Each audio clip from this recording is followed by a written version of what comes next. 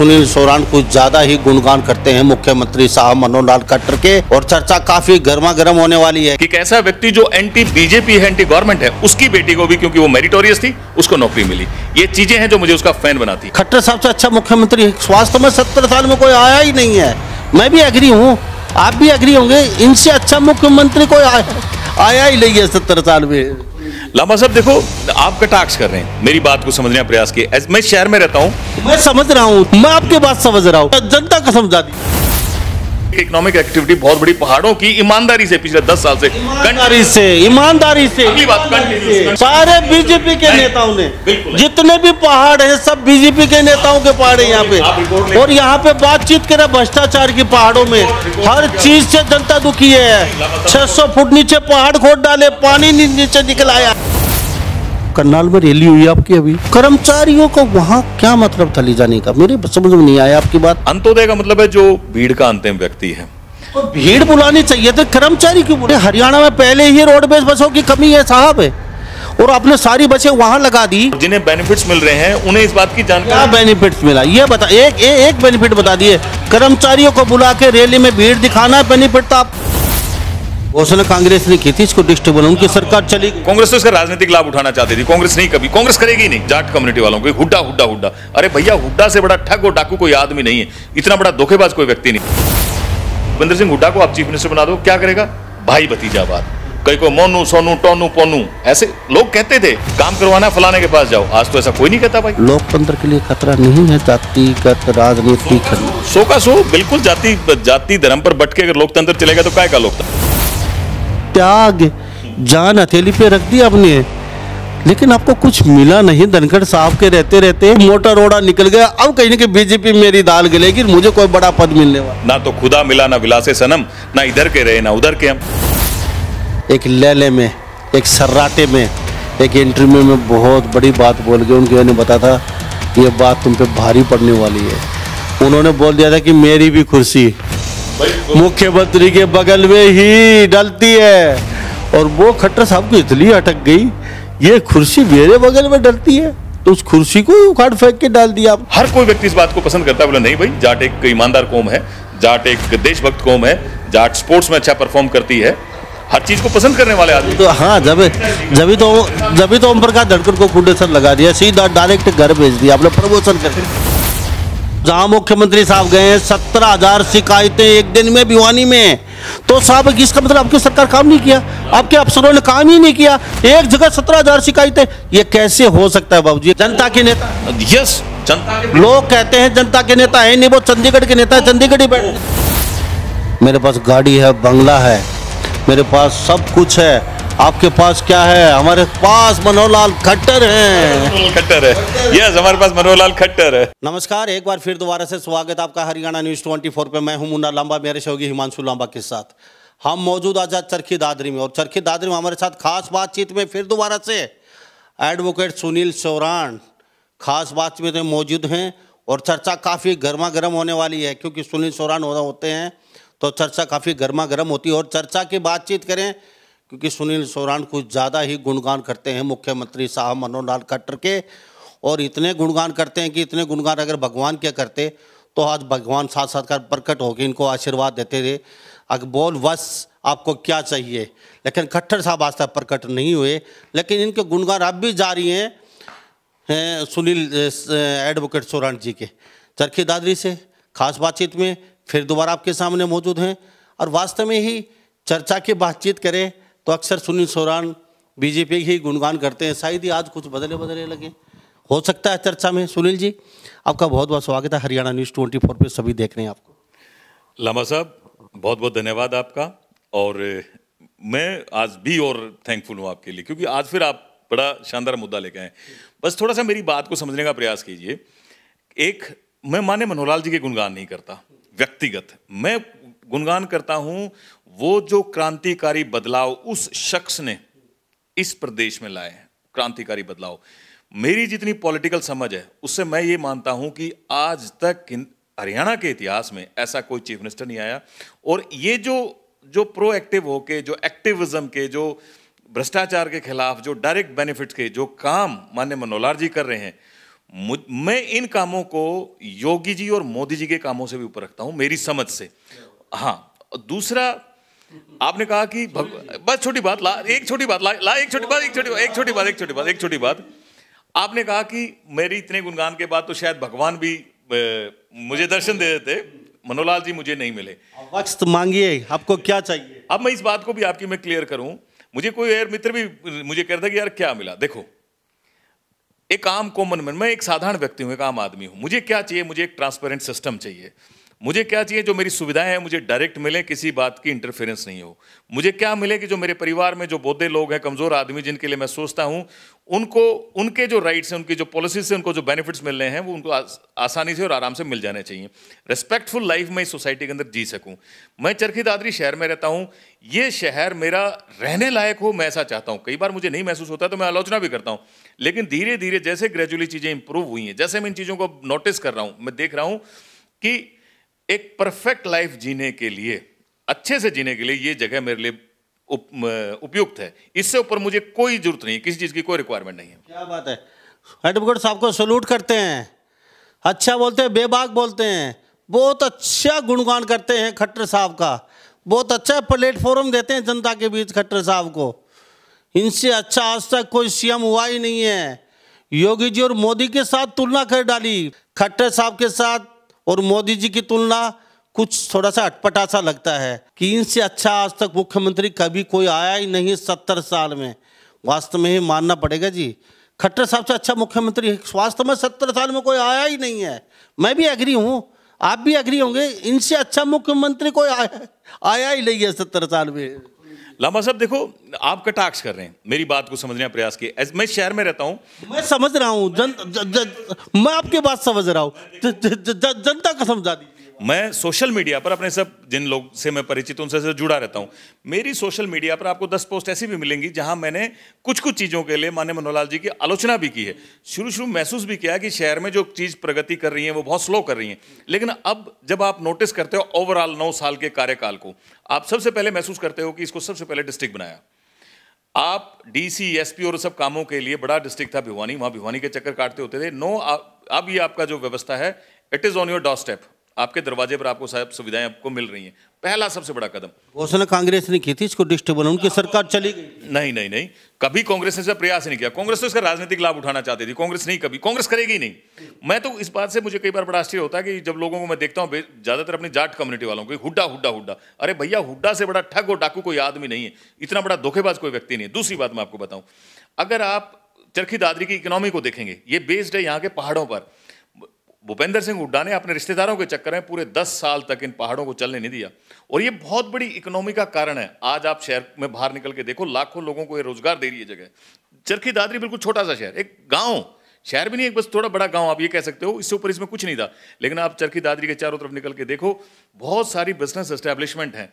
कहीं कोई टायर की दुकान है, कहीं कोई मैसन की दुकान है, कोई ट्रक वाले की दुकान है, कहीं कोई रिपेयर वाले की दुकान है, कहीं कोई होटल आगे बढ़ रहे हैं, कहीं कोई नई सोसाइटीज डेवलप हो रही हैं, सिर्फ और सिर्फ क्योंकि एक इकोनॉमिक एक्टिविटी बहुत बड़ी पहाड़ों की ईमानदारी से पिछले 10 साल से ईमानदारी से अगली बात कंटिन्यूस चल रही है, मानना पड़ेगा, ईमानदारी से। सारे बीजेपी के नेता है, सारे बीजेपी के नेताओं ने, जितने भी पहाड़ हैं सब बीजेपी के नेताओं के पहाड़ हैं यहाँ पे। और यहाँ पे बातचीत करें भ्रष्टाचार की, पहाड़ों में हर चीज से जनता दुखी है। 600 फुट नीचे पहाड़ खोद डाले, पानी नीचे निकल आया, और यहाँ तक कि साहब इन्होंने कुछ अरावली को भी साथ में, इसमें कोई भारतीय जनता पार्टी का कोई नेता कार्यकर्ता इन्वॉल्व नहीं है। यस, क्राइम होते हैं, नहीं बिल्कुल भी नहीं, यस क्राइम होते हैं, ऑफेंसेस होते हैं, कैप्टन अभिमन्यु का यहाँ कोई लेना देना नहीं है। ऑफेंस पहाड़ में नहीं, और जो आदमी अटेला पहाड़ में कोई भी ऐसी कोई लीगल वायलेशन, कानून उसकी पर्यावरण की या किसी और चीज की कहीं कोई वायलेशन नहीं हो रही है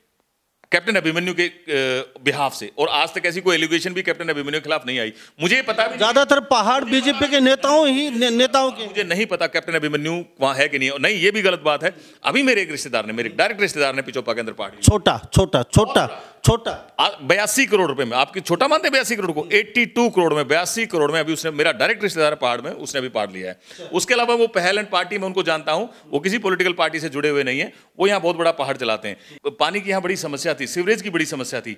लांबा साहब मोटा पैसा खर्च करके, समय तो लगा, लेकिन आज उन चीजों को करेक्ट करने की कोशिश की जा रही है, बाईपास निकालने की कोशिश की जा रही है। लांबा साहब 152 करके एक इतना बड़ा हाईवे यहां से दे दिया, जिसकी वजह से आज चंडीगढ़ की दूरी 3-3.5 घंटे की होगी। और तो और मैं अगली एक और बात बताऊं, एक डायरेक्ट कनेक्टिविटी, ऐसा ही ग्रीन कॉरिडोर दादरी से गुड़गांवा, जो द्वारका एक्सप्रेसवे को टच करेगा, एयरपोर्ट को, उससे कनेक्ट करने की कोशिश की जा रही है। जो व्यक्ति दादरी में रह रहा है, उसको आज गुड़गांवा और दिल्ली में बसने की कोई जरूरत नहीं है। अगर उसे वहां कोई काम है, 1 घंटे में जाके अपना काम करो, काम निपटा के वापस दादरी आके शाम को घर सो जाओ, कोई दिक्कत नहीं। दादरी शहर इस प्रगति की ओर है कि अगले 2-5 साल के बाद इसकी तस्वीर कुछ तो बदल गई है और बची हुई और भी बदल जानी है। नमस्कार। पिछले दिनों जनवरी में मैंने यात्रा निकाली, मैं अनेकों दिनों से होता हुआ मैं नांगल चौधरी से चंडीगढ़ पहुंचा। किसानों से गांव-गांव होकर किसानों से मिलता हुआ किसान की तकलीफ और दर्द को साझा किया। मैंने इस प्रदेश के युवाओं से, उस किसान मजदूर के बेटों से अपील की कि पढ़े लिखे युवाओं को आगे आकर इस राजनीतिक व्यवस्था परिवर्तन को करना होगा। उसी उद्देश्य को लेकर मैंने हरियाणा जन सेवक पार्टी बनाई, जिसमें आपके अपने बेटे पढ़े लिखे युवा ऊर्जावान उसके प्रतिनिधि थे। अगर लगता है कि वाकई में एक किसान का, फौजी का बेटा और किसान के दर्द को समझकर आपकी लड़ाई लड़ रहा हूँ, तो मैंने 19 नवंबर को जींद एकलव्य स्टेडियम में एक रैली का आयोजन किया। ज्यादा से ज्यादा संख्या में पहुंचकर इस प्रदेश को बचाने की इस मुहिम में लोग रोज प्रदर्शन कर रहे हैं पहाड़ों में, रोड जाम कर रहे हैं पहाड़ों के लिए, गांव की पंचायतें रोड जाम कर रही हैं पहाड़ों के लिए। तो साहब वो क्यों कर रहे हैं, ये भी एक सुनना पड़ेगा। लांबा साहब पिछले 6 महीने के न्यूज, यहाँ के वकील भी तो खड़े हो रहे हैं पहाड़ों की। लांबा साहब उनकी जो कंप्लेंट थी वो ओवरलोडिंग से रिलेटेड कंप्लेंट थी। ट्रक किसके हैं? ट्रक ओनर्स की, ट्रक सरकार, एक ट्रक है, 1000, 200, 400 ट्रक किसी कंपनी के, वो कंपनी कौन किसकी है, थोड़ा डिटेल में जाइए। और वो ट्रक लोडिंग निकल कैसे रहे हैं, ये भी सरकार की ही तो कमी है। सब रोक क्यों नहीं रहे वो? लांबा साहब जाइए और चेक कीजिए, ओवरलोडिंग रोकी भी जा रही है, और जहां कोई लैक्यूना है तो उसको लोगों ने उठाया है। संजीव भाई जैसे सोशल एक्टिविस्ट ने उन मुद्दों को उठाया है, तो उनकी सुनी गई है और उस पर कार्रवाई की जाएगी। और उनका भी जो डायरेक्ट ब्लेम किसी व्यक्ति को था, तो जेजेपी के मंत्री हैं उनको था, उन्होंने बीजेपी में या बीजेपी के किसी व्यक्ति को इस बात के लिए इन्वॉल्व में नहीं माना। लांबा साहब आप एक बात को क्लियर कट रखें, माननीय मनोहर लाल जी बिल्कुल क्लीन, नीट, क्लीन और ऑनेस्ट आदमी हैं, और इस बात को ऑपोजिशन के लोग भी स्वीकार करते हैं। सिस्टम में कमियां हैं, रहेंगी, उनको धीरे धीरे दुरुस्त किया जा रहा है। और सबसे बड़ा योगदान, जो जिस बात का मैं फैन हूं, जो मुझे सबसे ज्यादा अच्छी लगती है, वो है इनकी ऑनलाइन पॉलिसी, वो है इनकी पोर्टल वाली पॉलिसी, कि आप पोर्टल सिस्टम बना दिया, बीच में से मिडिल मैन को ही खत्म कर दिया बीच से। रोकना चाहूंगा 1 मिनट के लिए। पॉलिसी, ऑनलाइन पॉलिसी की बातचीत बाबूजी ने अपने मुंह से खुद छेड़ दी है। ऑनलाइन पॉलिसी से कितने लोग खुश हैं, कमेंट में राय जरूर दीजिए। यहाँ तक के बड़े बड़े नेता भी इसके ऊपर सवालिया निशान लगा चुके हैं। यानी कि धनखड़ साहब प्रदेश के अध्यक्ष थे, वो भी खुश नहीं थे ऑनलाइन पॉलिसी से। कई बड़े बड़े नेता भी खुश नहीं ऑनलाइन पॉलिसी से, कहते जमीन पे काम कीजिए, पॉलिसी वॉलिसी कुछ नहीं। तो साहब ये पॉलिसी से बड़े बड़े नेता भी नाखुश आपके बीजेपी के। लांबा साहब ये कौन नेता खुश है? मैं ये तो नहीं कहता कि मैंने कभी ओम प्रकाश धनखड़ जी को इस बात से नाराज होते हुए देखा। हाँ, मैं ये जरूर कहता हूँ, मैंने उनके जितने भी इंटरव्यूज सुने, जितने भी मैंने उनके वक्तव्य सुने, मैंने कभी भी उनको इस बात को प्रमोट करते हुए नहीं सुना। ये मेरे मन में भी उनके लिए एक शिकायत है। वो गीत गाते रहे माननीय मोदी जी के कामों के, लेकिन ये जो इतना बड़ा क्रांतिकारी कदम माननीय मनोहर लाल जी का हरियाणा के इस सिस्टम को बदलने के लिए धरातल पर जो चलाया गया, इस बारे में उन्होंने कभी कोई चर्चा नहीं की। और इसका सबसे बड़ा नुकसान ये भी हुआ कि हमारे पार्टी के साथी कार्यकर्ता भी इनकी कई बार आलोचना करने लग जाते हैं। लेकिन लांबा साहब अभी आपने 4 दिन पहले सुना होगा रामकुमार गौतम को बोलते हुए, उन्होंने भी क्लियर, गौतम की बातचीत तो हम बाद में करेंगे, पहले हाँ ना, कहा नहीं, सीधा अरे साहब, ई टेंडरिंग लांबा साहब एक कॉमन मैन, उसको समझना, उसको अच्छे से चीजें समझ में आती हैं कि ये कितनी महत्वपूर्ण है। लेकिन जिन लोगों के व्यक्तिगत स्वार्थ हैं, अब मैं आपकी बात को समझ रहा हूं, आप वीरेंद्र सिंह का भी नाम लेना चाहेंगे क्योंकि उन्होंने भी पोर्टल की आलोचना की। उन्होंने क्या सिंपल कहा कि यार ये मेरिट की बजाय कुछ नौकरियां हमारे को भी दो, ताकि हम, हमारे पीछे जो चेले चपाटे चमचे घूमते हैं, इनको कुछ नौकरियां दे सकें। और ये काम भूपेंद्र सिंह हुड्डा करता आया, चौधरी ओम प्रकाश चौटाला करते आए, और उससे पहले जितने नेता थे वो करते आए। पहला इस हरियाणा के अंदर जो चीफ मिनिस्टर आया उसने कहा नो, किसी का फेवर नहीं होगा, हर काम ऑन मेरिट होगा। आप में मेरिट है तो आपको चीज मिलेगी, नहीं मेरिट है तो नहीं मिलेगी। मैं इस बात को सबसे ज्यादा पसंद करता हूं। और जैसे जैसे चीजें ग्रूम हो रही, जैसे जैसे बढ़ रही हैं, आम गांव में गरीब घरों के बच्चों को बड़ी बढ़िया नौकरियां मिल रही हैं, वो बदलाव ला रही हैं, वो पूरे सिस्टम को बदल देंगे। इस बात से मैं सहमत हूँ। गरीब बच्चों को नौकरियां मिल रही है। लोहारू की बच्चियां जो बिल्कुल गरीब घर की थी, और तो और मैं तो मुझे कोई बता रहा था कि बारवास की वो जो बच्ची बहन है हमारी छोटी, उसका पिताजी तो एंटी बीजेपी है, वो तो किसान यूनियन में रहा और हमेशा बीजेपी का विरोध किया है, लेकिन उसने भी स्वीकार किया कि नहीं, मेरे पास बोला मेरे पास तो पांच पैसे नहीं है, मेरे पास बड़ा मुश्किल था देने के लिए, बड़ी मुश्किल से मैंने मेरी बच्ची को पढ़ाया, लेकिन ये सिर्फ मनोहर लाल जी की देन थी कि एक ऐसा व्यक्ति जो एंटी बीजेपी है, एंटी गवर्नमेंट है, उसकी बेटी को भी, क्योंकि वो मेरिटोरियस थी, उसको नौकरी मिली। ये चीजें हैं जो मुझे उसका फैन बनाती हैं।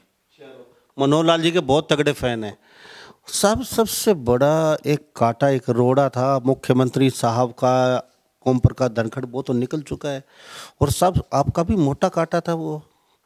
आपने इतने गुणगान किए बीजेपी सरकार की, इतनी बड़ी बड़ी पॉलिसियां गिनाई आपने किसान आंदोलन में, लोगों ने आपको पत्थर मारे, आपकी गाड़ी पे हमला किया, 24 घंटे आप धार पे रहते थे, इतने लोग हजारों आपको गाली देते थे। हमें भी, हाँ, कई बार फेस करनी पड़ी, हमें भी फेस करना पड़ा, और हमें भी बड़ी मुश्किल से कई बार बचना पड़ा। आप अपने प्लेटफॉर्म पे, अपने चैनल पे क्यों बार बार लेके आते हो ऐसे आदमी को? तो सब इतने बड़ी त्याग, जान हथेली पे रख दी आपने, लेकिन आपको कुछ मिला नहीं धनखड़ साहब के रहते रहते। तो आपका भी तो कहीं ना कहीं लड्डू फूट रहे होगे अभी दिल में आपके, आगे मोटा रोड़ा निकल गया, अब कहीं ना कहीं बीजेपी मेरी दाल गलेगी, मुझे कोई बड़ा पद मिलने वाला है। देखो लांबा साहब, मुझे नहीं पता आप किस बात सोच के ऐसा करते हो। ये ठीक बात है कि माननीय धनखड़ जी ने मेरी कोई यूटिलिटी नहीं समझी, उनको कहीं नहीं लगा कि मैं उनके किसी काम मानते हो इस बात को? हाँ, तभी तो ना मुझे कोई जिम्मेदारी देते। पूरे हरियाणा प्रदेश में बड़े बड़े बीजेपी के नेता छुपते घूम रहे थे, आपको हाँ, मैं ध्यान है मुझे, सब सड़कों पे नहीं निकले थे, ये बात। हाँ, सच बात है ये। लेकिन आपने खुले बगावत की किसानों के साथ, बिल्कुल डंके की चोट पे आप उनके खिलाफ बोलते रहे हमारे चैनल के ऊपर, ये पॉलिसी सही है, ये कानून सही है, लेकिन आपको मिला क्या? लांबा साहब मिला मुझे, मैं कह रहा हूँ मिला। धक्के मिले आपको, गाली मिली आपको, डंडे मिले, पत्थर मिले, और यारे प्यारे रिश्तेदारों का प्रेशर मिला। बीजेपी में क्या दिया आपको? वो एक फिल्म का डायलॉग था, मेरे पास माँ है, आपके पास क्या है? तो सब आपके पास है क्या? लांबा साहब, मेरे पास सेटिस्फैक्शन है। मैं जानता हूं मैं एक ऐसी पॉलिटिकल पार्टी से जुड़ा हुआ हूं जो आम आदमी के लिए सोचती है, जो किसान गरीब कमेरे वर्ग के लिए सोचती है, जो SC ST के लिए सोचती है, जो जिसकी नीयत साफ है, जो ये सोचती है कि एक हर हिंदुस्तानी का, हर हरियाणवी का भला होना चाहिए, जो जाति पाति से ऊपर की राजनीति करती है, धर्म और पंथ संप्रदाय से अलग राजनीति करती है, उसके लिए वो फोकस्ड है सिर्फ देश के लिए। और जो लोग मेरे जैसे हैं, जो लोग सोचते हैं कि देश आगे बढ़ना चाहिए, वो भारतीय जनता पार्टी को ही पसंद करेंगे। ये अलग बात है, ये ओम प्रकाश धनखड़ जी की मर्जी थी, उन्हें मेरी कहीं यूटिलिटी नजर नहीं आई, कोई बात नहीं भाई, अगला जो बंदा आएगा उसको कोई यूटिलिटी मेरी नजर आएगी तो मुझे बुला लेंगे, नहीं तो कोई बात नहीं, मैं अपना काम कर रहा हूं, वो अपना काम कर रहे हैं, इसमें कोई विरोधाभास नहीं है। खट्टर साहब और सुनील सोरान जी का सबसे मोटा कांटा निकल चुका है रास्ते से, अब मुझे नहीं, अब तो खट्टर साहब खुश रहा। हाय तो बात तो है ही नहीं कि हाय रे मुझे मुख्यमंत्री बनना, हाय रे मुझे मुख्यमंत्री बनना। आप मुझे बताओ मनोहर लाल जी ऐसा कौन सा काम कर रहे हैं जिससे उनकी हाय तो बात दिखाई देती हो? ओम प्रकाश चौटाला जी पागल है कि मुझे मुख्यमंत्री बनना है, अब अपने बेटे को बनाना है। भूपेंद्र सिंह हुड्डा की आग लगी हुई है, मुझे मुख्यमंत्री बनना है या दीपेंद्र को मुख्यमंत्री बनाना है। मनोहर लाल जी का तो ऐसा कुछ नहीं है, जब तक जिम्मेदारी दी, जिम्मेदारी पूरी की, उसके बाद नहीं जिम्मेदारी देंगे तो अपना जो काम करे थे वो काम करते रहेंगे। तो मैं तो एक ऐसे आदमी को अपना आइडल मानता हूं जिस व्यक्ति की अपनी पर्सनल तो कोई विशेष है ही नहीं, तो फिर कांटा कौन सा निकलेगा? हमारा कोई कांटा ही नहीं है जो निकल सके। अब कहते हैं कि आम जन के लिए खट्टर साहब बहुत अच्छे हैं। आम जन की बात है साहब, करनाल में रैली हुई आपकी अभी, सब वहाँ पे अपने कर्मचारियों को, पूरे हरियाणा को वहाँ एक रस्सी में बांध कर वहाँ पटक दिया। अरे हजारों कर्मचारी बेचारे रो रहे हैं वहाँ पे, अरे 2 दिन से बेचारे, अरे लोहारू कहाँ, करनाल को वहाँ, रात को बोले साहब 1 बजे उठ के चले थे साहब, दादरी पहुँचे, वहाँ से बोले फिर बस लेके वहाँ पहुँचे, नहीं जाएंगे तो शिकायत हो जाएगी, आपको टर्मिनेट कर देगा, आपको घर भेज देंगे, तरह तरह की धमकियाँ दी गई। तो सब कर्मचारियों को वहाँ क्या मतलब था ले जाने का? मेरे समझ में नहीं आया आपकी बात। ये कौन सी रैली है, कौन सा प्रजातंत्र है? आप गुणगान कर रहे हैं, वेरी चीफ मिनिस्टर, बहुत अच्छा चीफ मिनिस्टर बहुत है, सबको साथ लेके चले, सबकी वाहवाही लूटे, हर पीछे खड़ा आदमी के बारे में सोचे। अब बसे नहीं लंबा साहब, जो ये वो आप आगे एक्चुअली अब आप ही बात को आगे बढ़ाते हैं, वो कार्यक्रम जो था, वो जो अंत्योदय की भावना से काम जिस सरकार ने किए, अंत्योदय का मतलब है जो भीड़ का अंतिम व्यक्ति है।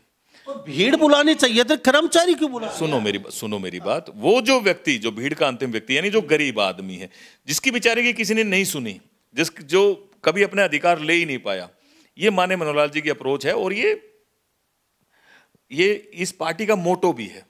और ये ऐसा सोच रखी गई है दीनदयाल उपाध्याय जी की कि जब आप भीड़ का अंतिम व्यक्ति, यानी जो गरीब से गरीब आदमी है, जब उसको अपने अधिकार मिल जाएंगे तो बाकी सबको तो मिल ही जाएंगे। तो ऐसे लोगों को उस कार्यक्रम के लिए इनवाइट किया गया था। अब व्यवस्था के लिए ये सरकारी कार्यक्रम था। आप सुनो लांबा साहब, तो सरकारी कार्यक्रम में सरकारी कर्मचारियों की ही आवश्यकता होती है। कोई मैनेज तो करेगा चीजों को, कोई रिसोर्सेज को प्रोवाइड तो कराएगा। ऑफिसों को ताले लेकिन ऑफिसर्स को ताला नहीं लगाया, कुछ लोगों की जिम्मेदारियां लगी, कुछ लोग ऑफिस का काम करते रहे, क्योंकि वो काम भी जरूरी था। देखो लांबा साहब, अगर आप कोई काम करते हो और जिन्हें बेनिफिट्स मिल रहे हैं, उन्हें इस बात की जानकारी। क्या बेनिफिट्स मिला ये बता, एक बेनिफिट बता दिए। कर्मचारियों को बुला के रैली में भीड़ दिखाना बेनिफिट था आपका? मुझे जो समझ में आती है बात, वो आपको डर मैनेजमेंट की, कभी जनता ना आए, अमित शाह नाराज हो जाएं, और आपने भीड़ इकट्ठी कर दी कर्मचारी। लांबा साहब, आप राजनीति क्षेत्र में मीडिया का काम देखने वाले हो, ऐसी तो कोई अप्रोच ही नहीं है पार्टी की, कहीं भीड़ इकट्ठी करनी है, लोगों को इकट्ठा करना है। लांबा साहब, आप चंडीगढ़ रेगुलर आने जाने वाले आदमी हो, आप भी मुख्यमंत्री सीएम हाउस में भी जाते हो। आप ध्यान करो, आज से 9 साल पहले माहौल ये होता था, चाहे वो चौटाला साहब की सरकार रही हो, चाहे भूपेंद्र सिंह हुड्डा की सरकार रही हो, लाखों की संख्या में दलाल टाइप लोग वहां बैठे रहते थे। आज आपको वहां कोई व्यक्ति दिखाई नहीं देगा। लांबा साहब, दिक्कत क्या है मनोहर लाल जी के साथ? आप कहते हैं मैं क्यों मनोहर लाल जी की बातें करता हूं। मुझे एक बात की तो टीस है, मनोहर लाल जी के साथ वो न्याय नहीं हो रहा। अरे हुड्डा जैसे ठग आदमी के, गुंडे आदमी के लोग गीत गाते हैं, मनोहर लाल जैसा बंदा, व्यक्ति जो बेचारा ट्रांसपेरेंट है, जो डायरेक्ट आपको बेनिफिट दे रहा है, उसके लिए कोई आवाज उठाने वाला आदमी नहीं। मैं उस व्यक्ति की आवाज बनने की कोशिश कर रहा हूं, जिसकी आवाज पूरे प्रदेश को बन जाना चाहिए था। लांबा साहब, मैं लिख के देता हूं, एक दिन मेरे, जो आज मैं कह रहा हूं ना, मेरी तरह सब लोग मनोहर लाल जी के गीत गाते मिलेंगे। जैसे मैं ये ठोक के कहता हूं कि आज दबी जवान में तो लोग कहने लगे कि वो तीनों फार्म बिल्स अच्छे थे, दबी जवान में कहने लगे, धीरे धीरे एक दिन आंदोलन होगा इस देश के अंदर उन 3 फार्म बिल्स के लिए, और ऐसे ही लोग याद करेंगे कि मनोहर लाल जी जैसा व्यक्ति, एडमिनिस्ट्रेटर आना ही नहीं है। बदला क्या, मैं कहने से परहेज नहीं करता, चाहे कोई नाराज हो, बदला है बिजली व्यवस्था, लेकिन उसमें भारी भरकम बिल, 70-70 हज़ार, 80-80 हज़ार रुपये, मीटर फॉल्ट कर रहे हैं, मीटर जंप मार रहे हैं, बिजली वाले अनाप शनाप बिल ले रहे हैं, लोगों को घर घुस रहे हैं। सबसे बड़ी व्यवस्था आपकी, सबसे बड़ा मीटर गलत लगाया आपने। बदला ये, मैं मानता हूँ सड़कें बदली हैं, लेकिन स्कूल कॉलेजेस बदले हैं। एक एजुकेशन सिस्टम के भी आप आओ, जैसे हमारे दादरी का छोटा जिला, 4 नए कॉलेजेस माने मनोहर लाल जी ने इसको डिस्ट्रिक्ट को दे दिए, 4 नए कॉलेजेस। तो कसर नहीं छोड़ी किसी चीज़ों में भी। मैं आपका आभारी हूँ, धन्यवाद करता हूँ। मेरे से शायद ये तीनों चारों चीज़ें छूट गई थी जो आपने करेक्ट की हैं। कमियां हैं, जैसे बिल वाली बात है, ये है, लेकिन आप जाओ, सिस्टम मिलता है, वो करेक्ट करने की कोशिश भी करते हैं। शायद थोड़ा समय ले, दुरुस्त होंगी वो चीज़ें भी। बीजेपी पिछली बार राजकुमार सैनी उतारा आप लोगों ने, उसने इतना जहर घोल दिया हरियाणा प्रदेश में, जाट तो जैसे ऐसे कर दिए जैसे पाकिस्तान से आए, एक तरफा कर दिया, और सारी बिरादरी एक तरफा कर दी, और मारने को तैयार हो गए। अब की बार आपने फिर दोबारा से, कभी राम कुमार गौतम, अभी आपने देखा होगा, जाटों को तो चौधर चाहिए, खुद ओपन बोले हैं वो, जाटों को तो राज चाहिए, जाटों को तो कोई मतलब नहीं है, जाट तो हमेशा सत्ता पे बड़ा रहते हैं, जाटों को मुख्यमंत्री चाहिए, जाटों के तो बच्चे खिलाड़ी लग गए, जाटों के बच्चे सारे ऑफिसर लग रहे हैं, जाटों के बच्चे सारी नौकरी लग रहे हैं। तो ये क्या चल रहा है? मतलब ये जो जातिगत जो, अब मुझे एक जवाब देने का मौका दो। बस आप उस पूरे इंटरव्यू को सुनोगे तो रामकुमार गौतम अपनी बातों का 10 बार विरोध करता आपको सुनाई देगा। बहुत विरोधाभासी है। एक समय कहता है कि बीजेपी ने कुछ किया ही नहीं, मेरिट न के चुंगांगे। देखो क्या बात कर रहा है वो आदमी, मेरिट का विरोध कर रहा है। 77-78 साल का एक पॉलिटिशियन, उसने पूछा भी एमएलए एमपी को कुछ मिला? बोला कि टट्टू मिला, हमारे तो कुछ नहीं मिला। अरे भाई, हमारे जो लोग यारे प्यारे थे, रिश्तेदार थे, जो हमारे वर्कर थे, उनको तो कुछ दिया ही नहीं। यानी मेरिट, ये अगर आप उसको सही से एनालाइज करोगे तो आपको बीजेपी पसंद आनी शुरू हो जाएगी। फिर उसके बाद उसने अपनी भड़ास निकालने के लिए जाटों को क्रिटिसाइज करना शुरू कर दिया, परंतु वो जाट की तो तारीफ ही कर रहा है। और ये सच बात है कि आज जाट कौम उस रास्ते पर है जहां वो मेरिट को पसंद करती है, मेहनत करती है, नौकरियों में, स्पोर्ट्स में अच्छा परफॉर्म कर रही है। लेकिन क्या है कि कुछ लोग जो अब तक इन व्यवस्थाओं से बेनिफिट्स ले रहे थे, गांव गए लोग 5-5, 10-10 हैं, वो लोग अनवांटेड बेनिफिट्स ले रहे थे, जो उनको नहीं मिलने चाहिए थे वो बेनिफिट्स ले रहे थे। अब 9 साल से उन लोगों के वो बेनिफिट्स बंद हो गए। उनके 9 साल से बेनिफिट्स बंद हो गए तो उन्होंने फिर चीखना चिल्लाना शुरू कर दिया और उन्होंने एक माहौल क्रिएट कर दिया कि यहां तो जाट और नॉन जाट की राजनीति चलाई जा रही है। रामकुमार गौतम भी उसी का हिस्सा है। हालांकि वो ये भी एडमिट करता है उसी इंटरव्यू में, लांबा साहब आप आधा अधूरा मत देखो कि यार ऐसा तो कुछ किया नहीं जाटों के खिलाफ भारतीय जनता पार्टी ने। भारतीय जनता पार्टी मेरिट पे नौकरी दे रही है और वो ये स्वीकार करता है कि मेरिट की नौकरी का सबसे ज्यादा फायदा बीजेपी को, जाटों को हो रहा है। एचसीएस बच्चे लग रहे हैं, एक्सचेंज लगे थे, तो वो बताता है कि 16 में से 8 बच्चे एक्सचेंज लगे, वो जाटों के, पैसा तो ले ही नहीं रहे कोई भी। ये भी वो स्वीकार करता है कि मेरिट से चल रहे हैं सब। उसके बाद ये भी स्वीकार करता है कि राज में भी, सत्ता में भी जेपी दलाल, ये रंजीत चौटाला, दुष्यंत चौटाला, कमलेश ढांडा, कितने ही जो पावरफुल मिनिस्ट्रीज हैं वो जाटों के पास हैं। इससे पिछले राज में ओम प्रकाश धनखड़, कैप्टन अभिमन्यु, जितनी पावरफुल मिनिस्ट्रीज हैं वो जाटों के पास हैं। प्रदेश अध्यक्ष सुभाष बराड़ा के पास ओम प्रकाश धनखड़, वो जाटों के पास है।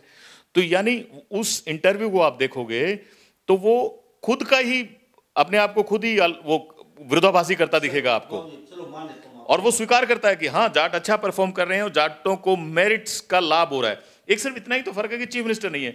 आज आप भूपेंद्र सिंह हुड्डा को आप चीफ मिनिस्टर बना दो, क्या करेगा? भाई भतीजावाद, कई को मोनू सोनू टोनू पोनू ऐसे लोग कहते थे, काम करवाना फलाने के पास जाओ। आज तो ऐसा कोई नहीं कहता भाई। और तो और भूपेंद्र सिंह हुड्डा तो इतना बदमाश आदमी था, वो तो रोहतक सोनीपत झज्जर के जिला परिषद के चेयरमैन की तरह बिहेव करता था। यहां कलानौर से सड़क जैसी उसकी चेंज होती थी बाउंड्रीज रोहतक की, तो ऐसे लगता था कि जैसे आप पाकिस्तान में घुस गए। भूल गए क्या लोग इन बातों को? ये हालात थी। यहां ये जो 4 लेन था नारनौल और इसके बीच में, दादरी के बीच में, कभी बना ही नहीं। यहां तक कि दादरी के जो रोडवेज के कर्मचारी थे उन्होंने नारनौल जाने से मना कर दिया। हम भी जब कभी जयपुर जाना होता था तो 100 किलोमीटर दूर सीकर होके जाते थे। ऐसा बदमाश आदमी भूपेंद्र सिंह हुड्डा। लांबा साहब, मैं कह रहा हूं, मैं उस व्यक्ति के लिए खड़ा हो रहा हूं जिसने वास्तव में इस प्रदेश के अंदर क्रांति लाई है। दुखद यह है कि मेरे जैसे हजारों लोगों को खड़ा हो जाना चाहिए, वो नहीं खड़े हो रहे हैं। की बार आपको लगता है जातिगत कुछ राजनीति आपकी चलने वाली है बीजेपी की? और आप एडवोकेट है, पहले एक पर्सन मैं आपसे ये जानना चाहूंगा, लोकतंत्र के लिए खतरा नहीं है जातिगत राजनीति? 100 का 100 बिल्कुल। जाति धर्म पर बट के अगर लोकतंत्र चलेगा तो काय का लोकतंत्र? लेकिन कम से कम ये ब्लेम भारतीय जनता पार्टी पर नहीं है, मनोहर जी पर नहीं है कि कोई जातिगत राजनीति है। ये तो वो लोग फैलाने की कोशिश कर रहे हैं जो पिछले 10 साल से माल मार रहे थे।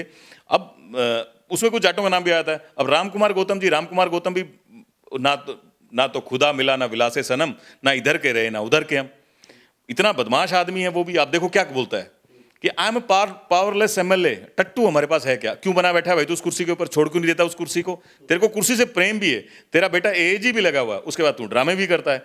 तो भाई हालात ये है कि आप अपने दुखों को रो रहे हो, अपने दुखड़े रो रहे हो। अपने इंटरव्यू में 10 बार इधर की बात उधर, उधर की बात इधर।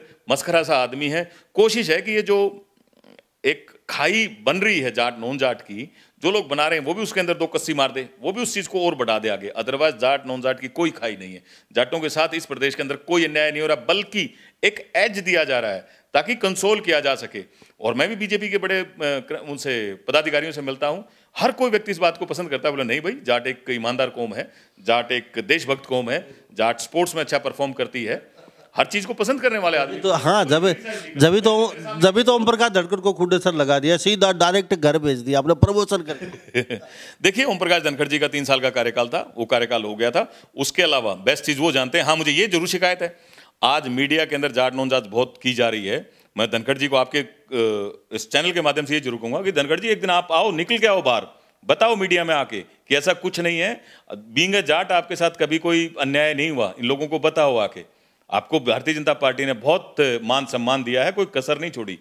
क्योंकि आप जाट हो, इस बात के लिए आपके साथ कभी कोई अन्याय नहीं हुआ, बल्कि आपको फायदा हुआ है। मेरा तो आपसे हाथ जोड़ के निवेदन है, आप प्लीज पब्लिक में आओ, क्लियर करो इस चीजों को, इन चीजों को। ये जो परसेप्शन एक डेवलप होने की कोशिश कर रही है, जवाब दो रामकुमार गौतम का कि नो, ये कोई रीजन नहीं है, समय आ गया था। कल आप अध्यक्ष थे, आज सैनी साहब अध्यक्ष है, कल को कोई और दूसरा अध्यक्ष होगा। ये तो प्रक्रिया बदलती रहती है सब चीजें। लेकिन क्या करें, अफसोस ओम प्रकाश धनखड़ को यह नहीं पता था हमारे प्रदेश अध्यक्ष को एक दिन एक लेले में, एक सर्राटे में, एक इंटरव्यू में बहुत बड़ी बात बोल के उनके ने बताया था ये बात तुम पे भारी पड़ने वाली है। उन्होंने बोल दिया था कि मेरी भी कुर्सी मुख्यमंत्री के बगल में ही डलती है, और वो खट्टर साहब को इतनी अटक गई ये कुर्सी मेरे बगल में डलती है, तो उस कुर्सी को उखाड़ फेंक के डाल दिया आप लोगों ने। मैं धनखड़ साहब आपसे रिक्वेस्ट करूंगा, ये बहुत सी बातें हैं जो रेलिवेंट हो गई हैं, जो है नहीं सच्चाई में, मैं भी जानता हूं, लेकिन इसकी जिम्मेदारी आपकी ज्यादा बनती है। छोटा सा कार्यकर्ता हूं मैं, तो आपसे हाथ जोड़ के निवेदन करता हूं कि आप पब्लिक प्लेटफॉर्म पर आएं और लोगों को क्लियर करें।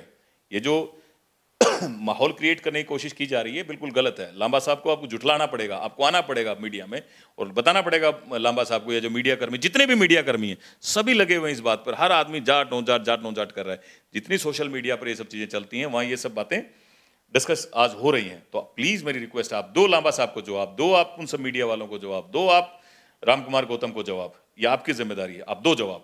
बीजेपी ने उतार दिया सैनी साहब को, 20 सीटों पे फर्क सीधा सीधा डालेंगे वो, क्योंकि जहाँ सैनी के वोट जैसे नारनौल, दादरी, बहुत ऐसी जगह हैं जहाँ सैनियों को काफ़ी वोट वो हरा सकते हैं, जिता सकते हैं। चलो बीजेपी ने एक तो निशाना साधा, लगभग 20 सीटों पे तो कम से कम इनका ये हो सकता है, अभी जीत सकते हैं ये कहीं ना कहीं, क्योंकि सैनी वोट कहीं ना कहीं काफ़ी इफेक्ट डालेंगे। और साथ साथ जी, और साथ साथ रही जातिगत की बातचीत, तो सब वो फैक्टर चलने वाला नहीं, क्योंकि पिछली बार आपने 36 बनाम 1 कर दिया था, तो कहीं ना कहीं आखिर में जाट का ही लेके सरकार बनानी पड़ी।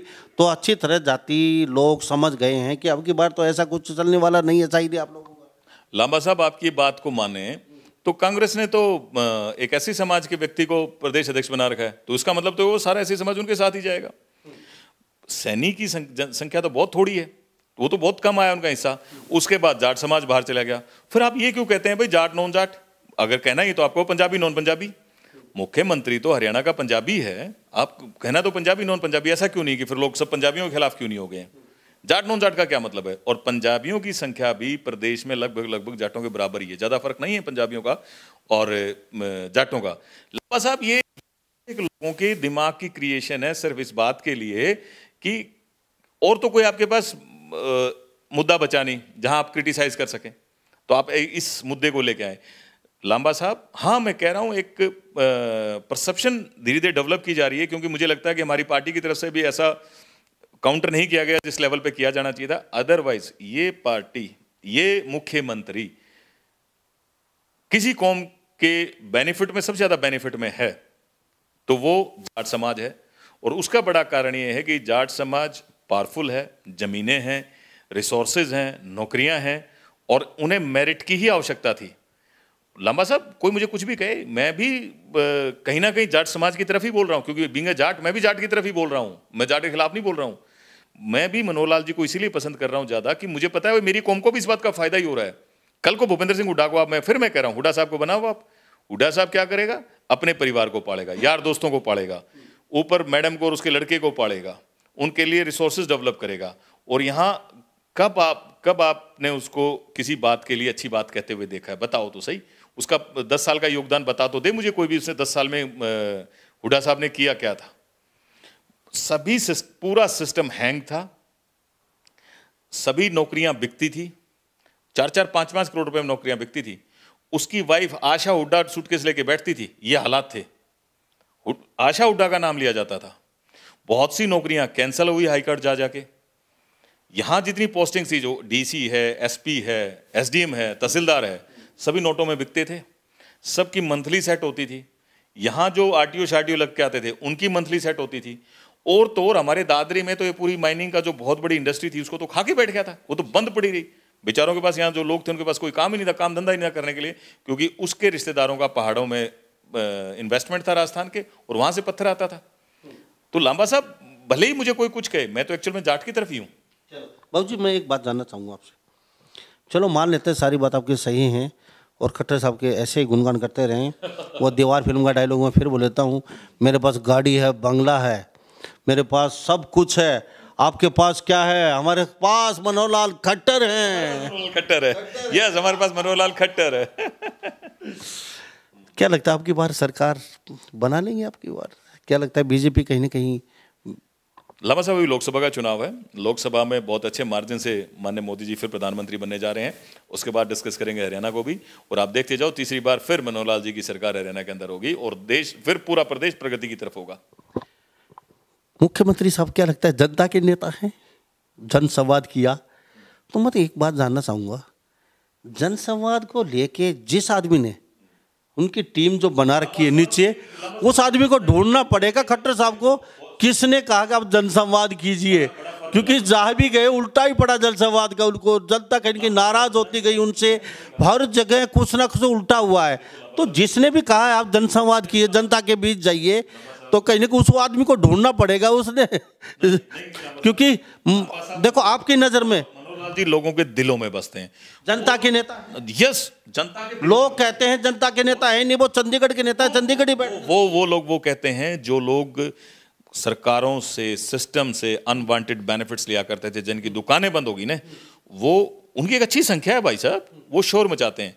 और जिनके नेता मनोहर लाल जी हैं वो शांत आदमी हैं, पर वो असली चोट वो मारेंगे जिस दिन चुनाव होगा, उससे पहले वो शांत रहेंगे, वो अपना काम कर रहे हैं, उनके पास समय नहीं है वो अल्लाह और बकवासबाजी करने का, लेकिन वो जानते हैं कि प्रदेश में एक अच्छा ईमानदार व्यक्ति है जो चीफ मिनिस्टर है, और वो उनके दिलों में बैठ गया, उनकी आत्माओं में बैठ गया। साहब जहां मुख्यमंत्री साहब गए हैं 17,000 शिकायतें एक दिन में भिवानी में, तो साहब इसका मतलब आपकी सरकार काम नहीं किया, आपके अफसरों ने काम ही नहीं किया, एक जगह 17,000 शिकायतें, ये कैसे हो सकता है बाबूजी, ये कैसे हो सकता है? आपकी सरकार ने काम नहीं किया, आपके अधिकारी मानते नहीं हैं, जो कुर्सियों पे बैठे हैं। जनता कहती है, मैं नहीं कहता, अक्सर जनता कहती है।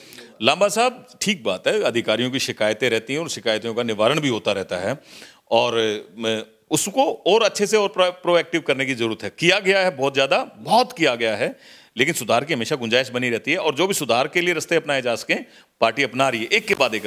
मुख्यमंत्री खुद फील्ड में है, सारे मंत्री फील्ड में है, एमएलएज फील्ड में है, अधिकारी फील्ड में है, ताकि जनता को उनका अधिकार मिल सके। चुनाव आ गया सर? नहीं, चुनाव से पहले से लगे हुए हैं लांबा साहब। कब? हमने कभी नहीं देखा। अरे नहीं लांबा साहब, चुनाव क्यों, चुनाव से पहले लगे हुए हैं। तो चीजें देखो, पहले चीजें एक रास्ता बनाया गया, चीजों को करेक्ट किया गया, अब लोगों के बीच में फिर जा रहे हैं। 10 साल में रास्ता बनाया खट्टर साहब। कभी पहले तो होता नहीं था, हर बार एक नए रास्ते बनाए जा रहे हैं। पहले भाई पोर्टल लेके आए, सीएम विंडोज लेके आए, सुशासन सहयोगी लेके आए, और अब नेक्स्ट ये ऑनलाइन सिस्टम किया।